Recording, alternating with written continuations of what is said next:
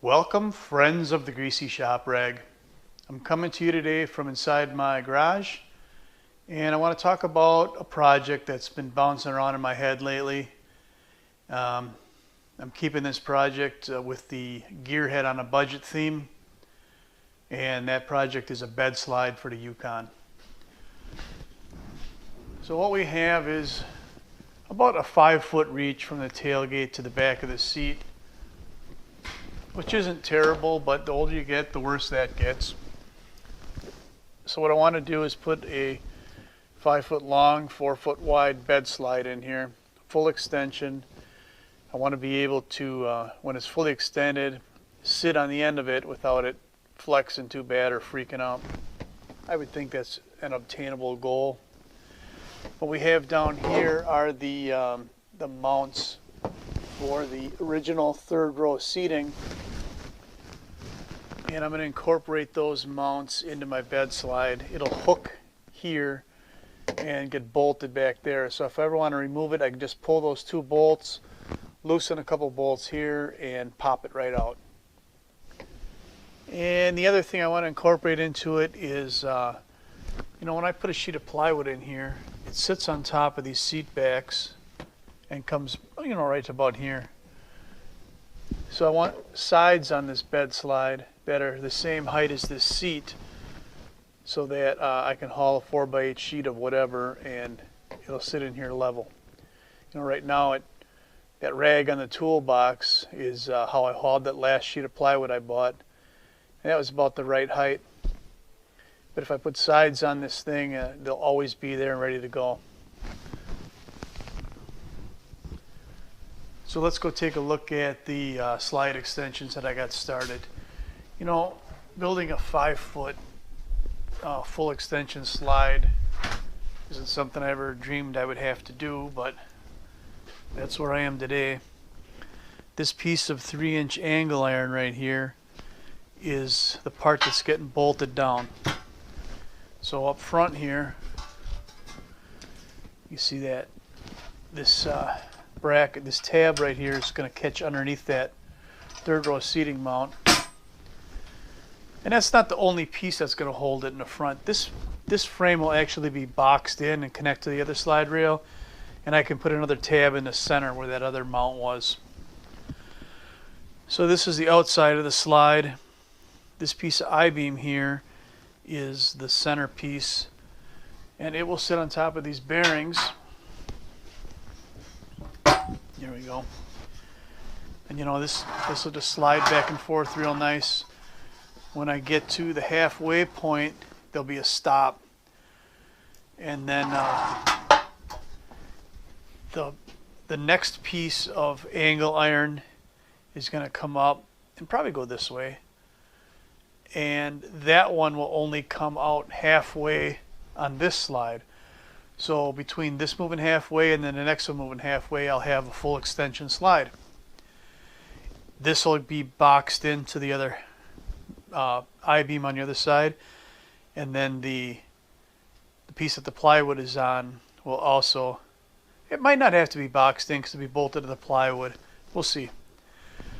So now I also have to add bearings down here to keep this I-beam from moving up and down, and then I also have to add bearings somehow this way. What I want to do is I don't want this I-beam rubbing on these bolt heads. I want this to be held away just a little bit like this, and the way to do that, to get it to hold away, is to have a bearing in here that this rides on this face right here and holds it out just enough. So that's what I'm trying to science out right now. I mean, this is my latest plan. This is some other plans that I was working on, trying to science it out. And I was doing all this stuff, just in my head without the pieces of material here. So, this is all scrap. That was bullshit. Those ideas are all out the door. I'm going with something totally different. But that's kind of what the Gearhead on a Budget theme is all about. You just roll with whatever you're dealt. So that's where we are. Okay, I've since added all the rest of the bearings to the base angle iron, and I've mocked it up inside the back of the Yukon. And what I've done is, this hole is where the stock tow hook mounts in the Yukon, and I've just drilled and tapped this piece of plate for a bolt to locate our angle iron here. And you can see that I've got top and bottom bearings that'll fit in the I-beam, and I've added a couple of thrust bearings here and back here that this part of the I-beam is going to ride on, so that everything stays in there nice and square.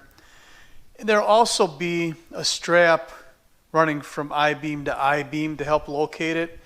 It'll be boxed in on the back side, and I guess the plan would be that this piece could just slide right out of the rails once I release a catch or a latch or a stop, whatever you want to call it.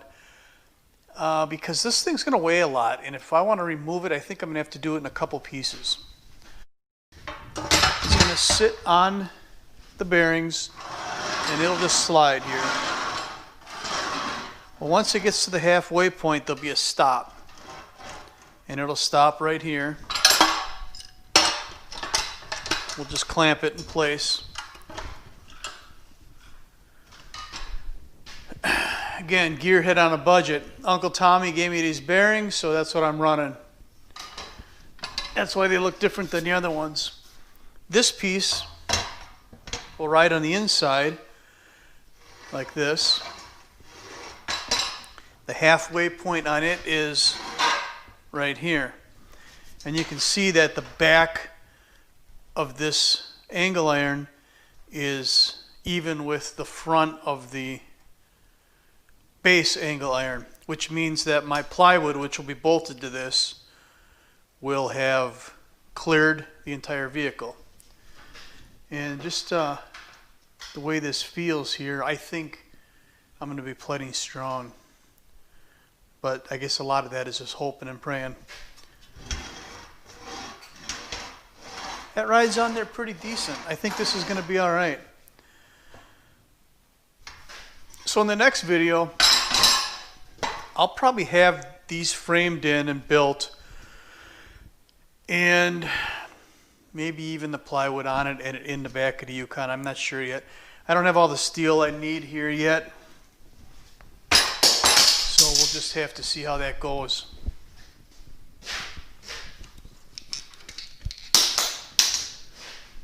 So that's all I got for you today. Thanks for watching. Later.